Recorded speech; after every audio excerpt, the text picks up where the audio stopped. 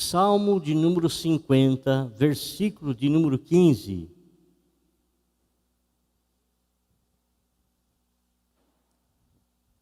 Salmo, ele não foi escrito por Davi, não.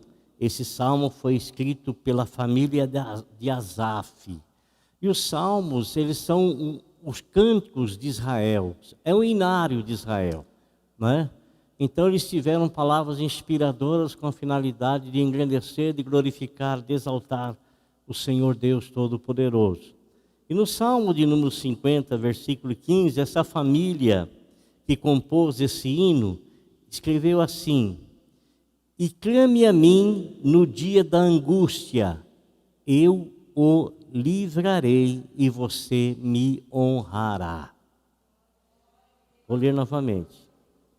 E clame a mim no dia da angústia, eu o livrarei e você me honrará, diz o Senhor. Amém? Irmãos,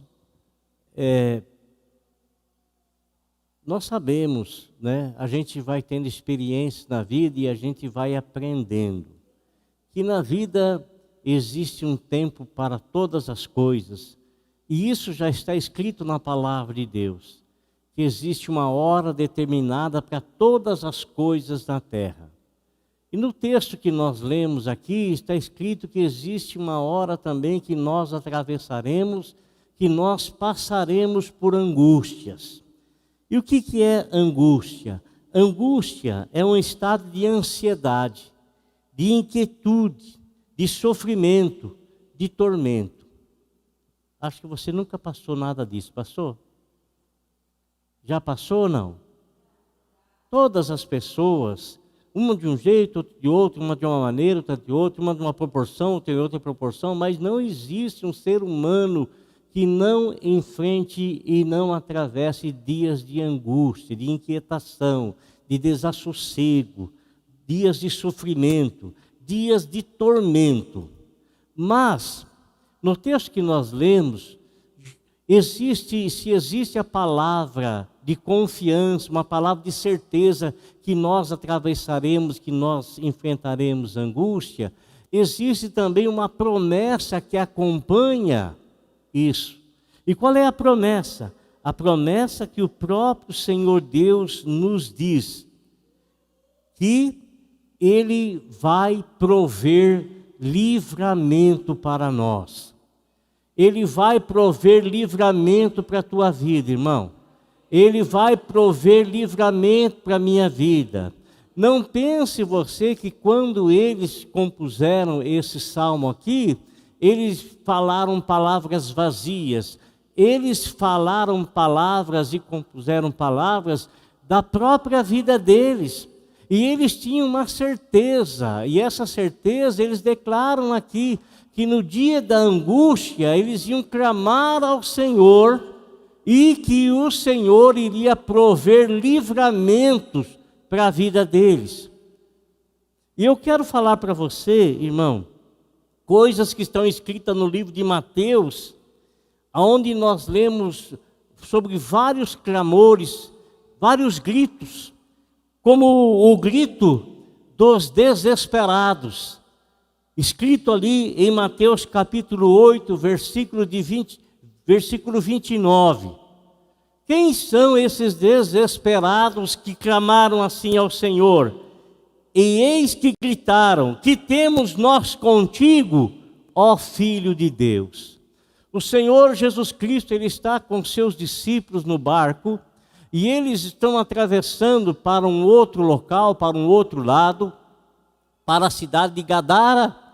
E lá na cidade de Gadara existe um acontecimento que não tem quem não saiba, que não existe pessoa que não tenha conhecimento. O que aconteceu em Gadara? Em Gadara tinha dois homens, né? Dois homens que eles eram terrivelmente perturbados. E esses dois homens terrivelmente perturbados, eles não viviam no meio da sociedade. Eles viviam afastados e a morada deles era no cemitério. E a Bíblia nos fala que eles andavam totalmente nu e que muitas vezes agrediam pessoas, e por causa dessas agressões eles eram presos e levados para as prisões. Mas havia uma força tão gigantesca dentro deles que eles arrebentavam as cadeias e eles fugiam. E não era difícil reencontrá-los. Por quê? Porque eles iam e faziam as suas moradas nos sepulcros. Olha o estado que esses homens viviam. Olha a situação que eles viviam. Eles eram homens perturbados, sim, eles eram homens perturbados, mas eles não eram homens totalmente fora de si. Havia um momento de lucidez na vida deles, mas esses momentos não eram suficientes para que eles tomassem a direção da mente deles, mas sim essa força que acometeu-os tomava conta deles. E esses homens viviam tempos de angústia, a família deles vivia tempos de angústia, e eles viviam sem esperança, como existem muitas pessoas hoje que vivem sem esperança alguma, como existem tantas pessoas hoje, amados, que vivem uma situação tão terrível, tão devastadora, que eles já perderam o valor, já perderam o sentido da vida, o valor da vida, e eles perderam totalmente a força de lutar. Mas louvado seja Deus, que existe alguém que conhece a situação de todo homem. Existe alguém que sabe a situação de todo homem, e ele não apenas tem o conhecimento da situação de todo homem, mas ele também tem a graça salvadora de toda a situação conturbadora que os homens vivem. E nosso Senhor Jesus Cristo, ele aparece lá. Onde todo mundo foge, ele aparece lá. Onde ninguém quer ir, ele vai lá. Onde todos já desistiram da vida daqueles homens, ele vai atrás desses homens. E quando ele desce na praia em Gadar, esses dois homens vêm do sepulcro correndo em direção a ele. E eles vêm numa força terrível, como eles faziam com outras pessoas. Vem assim com a intenção de agredir ao Senhor, mas quando eles chegam perto do Senhor, é como se eles tivessem batido numa rocha, é como se à volta do Senhor houvesse uma redoma poderosa, e quando eles se aproximam, eles não conseguem alcançar o Senhor, eles caem de joelho, e eles gritam para o Senhor: Senhor, Filho de Deus. Aleluia. Jesus não é qualquer um, ele é o Filho de Deus. Ele não é um dos, ele é o único. Ele é o Filho de Deus. E quando eles gritam para o Senhor, eles dizem assim, e eles gritaram: que temos nós contigo, ó Filho de Deus. Jesus abençoou a vida daqueles homens. Jesus repreendeu o mal que estava na vida daqueles homens. E toda a cidade veio ali para ver aquele homem que outrora era tido como um louco, como um maluco, como ninguém dava mais nada por eles. Viram eles ali, sãos, sentados aos pés de nosso Senhor Jesus Cristo. O Senhor também ouviu o grito dos cegos. No capítulo 9, versículo 27 do livro de Mateus, nós encontramos essa palavra assim: partindo Jesus dali, seguiram-no 2 cegos, clamando: tem compaixão de nós, filho de Davi. Esses 2 homens, eles não falam de Jesus, ó Filho de Deus, como os endemoniados fizeram. Eles chamam Jesus de Filho de Davi. Isso nos dá a entender que eles sabiam, conheciam, porque Filho de Davi é um título messiânico usado pelo Senhor Jesus Cristo.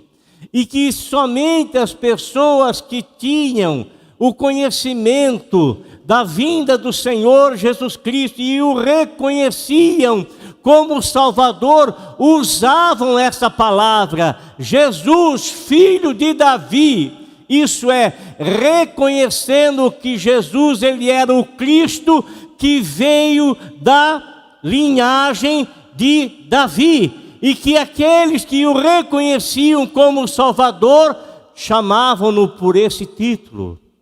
E eles vêm atrás do Senhor Jesus Cristo, talvez, lógico, talvez não, com toda certeza, eles estavam sendo guiados por alguém, dirigidos por alguém, e eles vêm atrás do Senhor e eles vêm gritando, escuta, meu amado irmão, muitas pessoas, a hora que eles começam a ouvir o grito desses homens, eles querem fazê-los parar de gritar, mas no gritar, eles estavam expressando a necessidade deles. No gritar, eles estavam pondo para fora o desejo, a angústia, a tristeza que eles tinham por ser cego. E sabe, amado, dependendo da maneira como você alça a sua voz ao Senhor, Ele tem pleno conhecimento se a tua voz ao Senhor é uma voz de louvor, é uma voz de gratidão, é uma voz de pranto, é uma voz de choro, é uma voz de súplica, é uma voz de intercessão. Dependendo da maneira como você se expressa, o Senhor sabe, sem ninguém precisar falar. Até porque Ele não conhece apenas a tua voz do clamor, Ele conhece também o sentimento com o qual você está expressando essa voz, e além disso, Ele conhece também o teu coração. Quando eles clamam para o Senhor, a Bíblia fala que o Senhor parou, e o Senhor, falam para ele, são os dois cegos que estão clamando por ti, e então Ele pede para os dois cegos chegarem à presença deles, e o Senhor pergunta, o que vocês querem que eu faça para vocês? E eles disseram, nós queremos enxergar. Sabe o que o Senhor disse para eles? Vocês acham que eu tenho poder para fazer isso? Vocês acham que eu tenho poder para fazer isso? Vocês acham que eu tenho poder? Você acha que o Senhor tem poder para mudar a sua situação? Você acha que o Senhor tem poder para mudar a sua maneira de enxergar as coisas, de ver as coisas? Você acha que o Senhor tem poder para mudar a maneira como você pensa, como você dirige os seus pensamentos? Amado irmão, saiba de uma coisa, muitas das batalhas que nós passamos por não sabermos dirigir o nosso pensamento, por não saber guiar os nossos pensamentos. Sabe, muitas lutas nós enfrentamos aqui, aqui. Muitas vezes nós sofremos aqui e sofremos antecipadamente, porque nós pensamos em coisas que poderão acontecer, e às vezes a gente já fica sofrendo, e aquilo nem sucede, nem acontece. Amigo, sossegue teu coração, minha irmã, sossegue a tua alma. Meu irmão, sossegue o teu coração, sossegue a tua alma. Se você acha que o Senhor tem poder para fazer isso, então sossegue o teu coração, porque se você acha que Ele tem poder, então Ele vai fazer, porque Ele vai honrar a tua fé. Aqueles dois homens, quando o Senhor disse, vocês creem que eu tenho poder para fazer isso? Eles disseram, nós cremos. Pois bem, então seja feito conforme vocês creem. E a partir daquele momento, eles passaram a enxergar. Amém? A partir daquela hora, eles passaram a enxergar. Um outro clamor que nós vemos no livro de Mateus, são o clamor, o grito dos temerosos. Mateus 14, 26. E os discípulos, ao verem-no andando sobre as águas, ficaram aterrados e exclamaram, é um fantasma! E tomados de medo, gritaram. Discípulos do Senhor, homens acostumados com o mar. Nosso Senhor está ensinando o povo à beira do mar. E, em dado momento, o Senhor despede o povo: vão para as suas casas agora. E eles foram. E ele pega os discípulos e fala para os discípulos: subam no barco, vão navegar, já já eu estou perto de vocês, já já eu chego lá. E eles obedeceram. E o que o Senhor Jesus Cristo faz? Ele vai no monte orar. Estava caindo o dia, 6 horas da tarde. Olha o que eu vou dizer para vocês. O dia dos judeus começa às 6 da manhã. Das 6 da manhã às 6 da tarde é um dia. Das 6 da tarde às 6 da noite é um outro dia. Então estava caindo, pronto para iniciar no dia o período da noite. E ele vai orar. E ele está lá orando, 6 horas da tarde ele começa a orar. E ele está orando. E a Bíblia nos fala que na 4ª vigília da noite, isso é entre 3 e 6 horas da manhã, ele continua lá. Os discípulos que estavam ali, que foram para os seus lares, estavam todos dormindo. Os discípulos do Senhor que haviam entrado no barco, eles ainda não haviam alcançado o outro lado do mar. Quero explicar para vocês que é o mar de terra de água doce, é o lago de Genezaré, não é o mar Mediterrâneo. É curta extensão para se atravessar, mas eles ainda, há quase 12 horas, eles estavam navegando e não conseguiam atravessar, não conseguiam chegar. E não apenas isso, eles estavam sofrendo terrivelmente. Homens acostumados com aquele lago ali, porque na grande maioria eram pescadores. Você acha que às vezes o temor não pode tomar conta da tua vida? Muito embora você seja uma pessoa experiente na vida, seja uma pessoa experiente na sua profissão, você acha que... Pois bem, irmãos, eles estão lá apavorados, porque eles perderam o controle do barco. Tamanho era o vento que se levantou, as águas se agigantaram através de ondas enormes e batiam no barco, eles não conseguiam, eles perderam totalmente o controle. E o Senhor estava lá orando, e de repente o Senhor Jesus Cristo sentiu no coração dele: olha, o Espírito Santo disse, os teus discípulos estão passando problemas, como diz alguns irmãos, estão passando por um estreito. Estão passando por um estreito. E o Senhor então ele desce lá, amado, ele desce do monte e ele vem caminhando sobre a praia ali, 3 e 6 horas da manhã. Suponhamos que não fosse uma noite de lua cheia, um breu só. Suponhamos que eles não se prepararam para atravessar, levando qualquer luz com eles ali, vela, qualquer coisa. E eles estavam lá no meio do mar, vento soprando fortemente, ondas gigantes. E o Senhor ele vem e ele está andando sobre a areia, e de repente ele anda sobre as águas. Ele começa a caminhar sobre as águas. Irmão, naquela escuridão, você pode ter certeza, o Senhor não precisou de um binóculos, o Senhor não precisou de uma lente, o Senhor não precisou de absolutamente nada para saber exatamente aonde os discípulos estavam. Em meio a toda aquela escuridão, eu quero dizer para você uma coisa, irmão: quando você estiver em tormenta gigante, quando só for trevas à tua volta, não pense você que essas trevas vai esconder a sua situação do Senhor. Não vai, não. O Senhor sabe, o Senhor enxerga, o Senhor te vê no meio do furacão.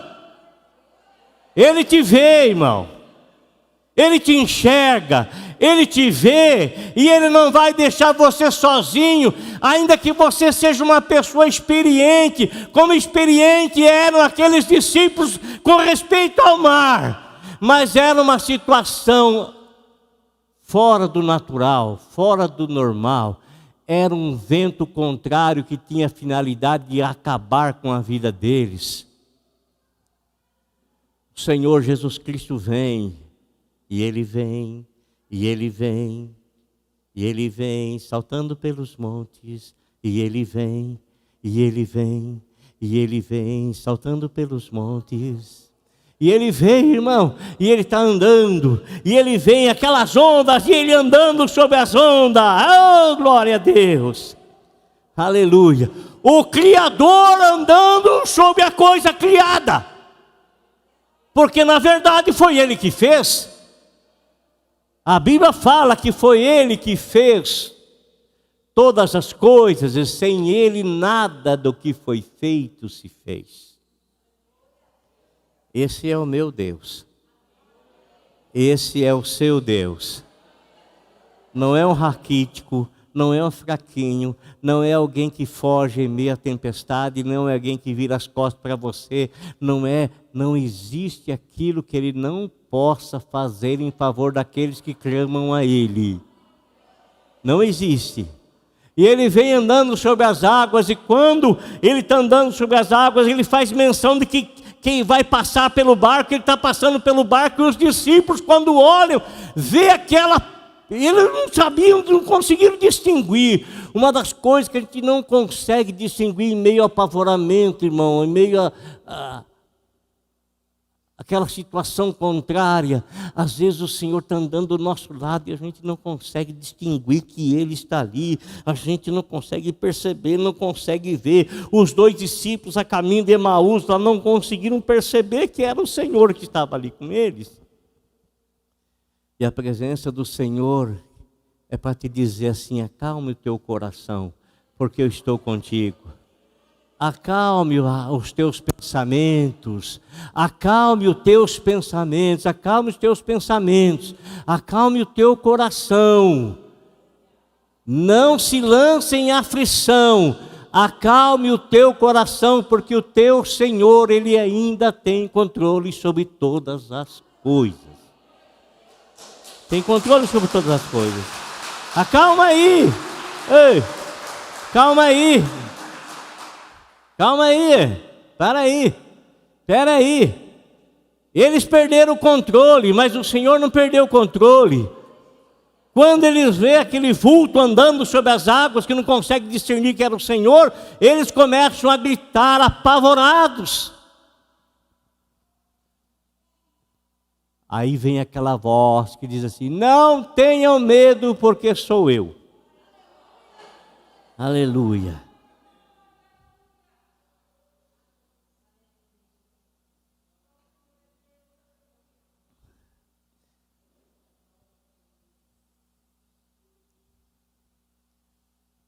Fala assim, ó: e os discípulos, ao verem-no andando sobre as águas, ficaram aterrados e exclamaram: é um fantasma! E tomados de medo, gritaram. Sabe o que quer dizer aterrado, irmão? Desassossegados, inquietos, sobressaltados. O Senhor também ouve o grito daqueles que se encontram em grande perigo. Mateus 14, 30. Diz assim: reparando, porém, na força do vento, teve medo e, começando a submergir, gritou: salva-me, Senhor. Nosso Senhor Jesus Cristo diz para eles: não tenho medo, sou eu. Então Pedro do barco fala assim: se és tu, manda-me ter contigo sobre as águas. Então vem. E Pedro, então, todo cheio de coragem, ousado como ele sempre foi, atrevido como ele sempre foi. Era uma pessoa que não deixava para depois, não. Aquela pessoa tinha iniciativa, aquela pessoa gostava de desafio. És tu? Manda-me ter contigo sobre as águas. Então vem, Pedro. E Pedro começa a andar sobre as águas. Ele não sente medo nenhum. O vento não acalmou ainda. O mar não se aquietou ainda. o vento está soprando fortemente, as águas estão lá nas alturas. E ele agora desce do barco e está andando sobre as águas. E ele vai andando sobre as águas. E ele vai andando visualizando o Senhor, porque ele vê aquele vulto sobre as águas, naquela escuridão. Então ele não tira o foco, ele não perde o foco. O vento está soprando, mas ele está focado no Senhor. As águas estão aí numa onda gigante, mas ele está focado no Senhor. Está focado no Senhor. Está focado no Senhor. E ele vai andando, andando focado no Senhor. Quando ele chega perto do Senhor, quando parece para ele que ele podia desviar os olhos e olhar para lá, olhar para cá, olhar para trás novamente, dizer para os amigos, sou eu, aqui onde eu estou, aqui ó. Dizer para aqueles 11 que ficaram no barco, olha aqui onde é que eu estou andando sobre as águas, né? E foi naquele momento que ele sentiu. Quando a Bíblia fala assim, sem mim nada podeis fazer, é verdade. Nada. Quando ele achou que ele podia parar de olhar para Jesus, que estava muito próximo, ele afundou. Nós nunca vamos estar tão próximo do Senhor o suficiente para desviar o nosso olhar da pessoa dele e perder o foco. Nunca. Hebreus capítulo 12, versículo número 2. Olhando constantemente para Jesus, que é o autor e consumador da fé. Olhando perseverantemente, constantemente, não desviar o olho. Nós nunca vamos estar perto o suficiente para deixar de olhar o Senhor. Quando ele fez isso, ele começou a afundar. E no ele afundar, o que foi que ele fez? Ele gritou. E no ele gritar, qual foi o grito que ele fez? Senhor, salva-me, Senhor. E o Senhor então o levantou e... Olha que coisa interessante, irmão. Não pense você que Pedro voltou andando para o barco, não. O Senhor Jesus o carregou de volta. O carregou de volta para o barco. E fez-se bonança. Amém? Glória a Deus.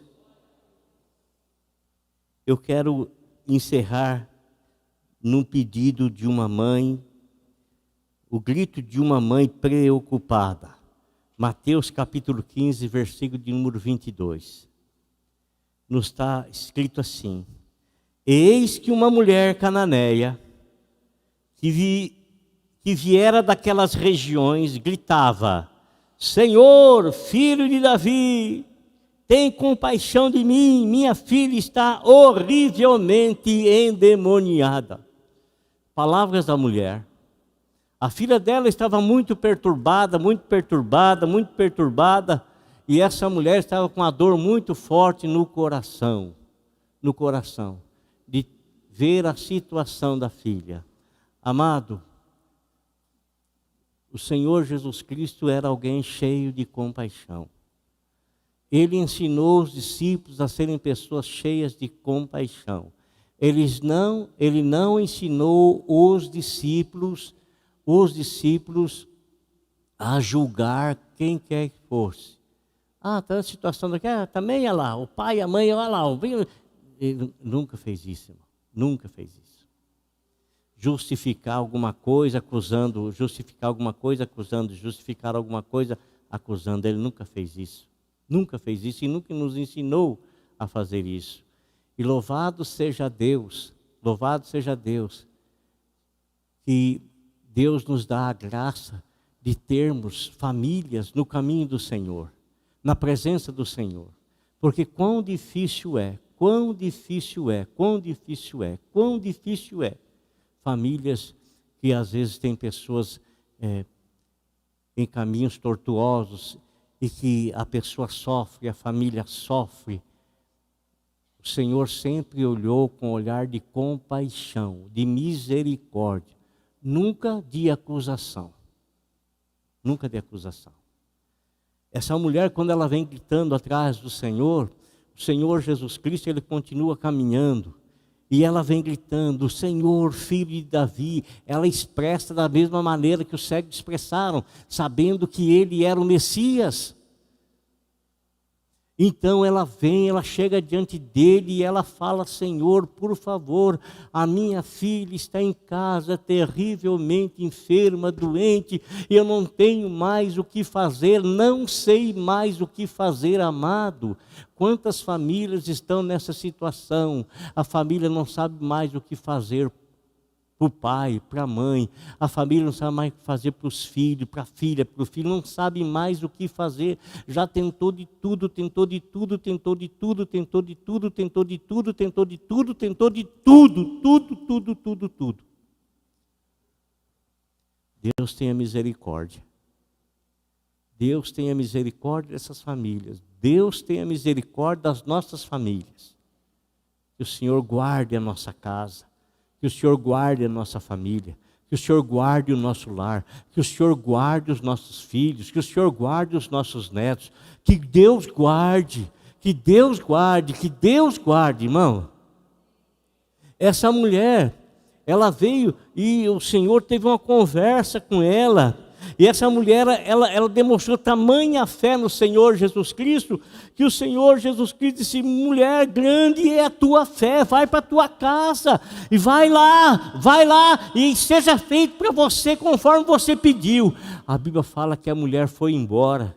Quando ela chegou na casa dela, a filha dela estava totalmente sã,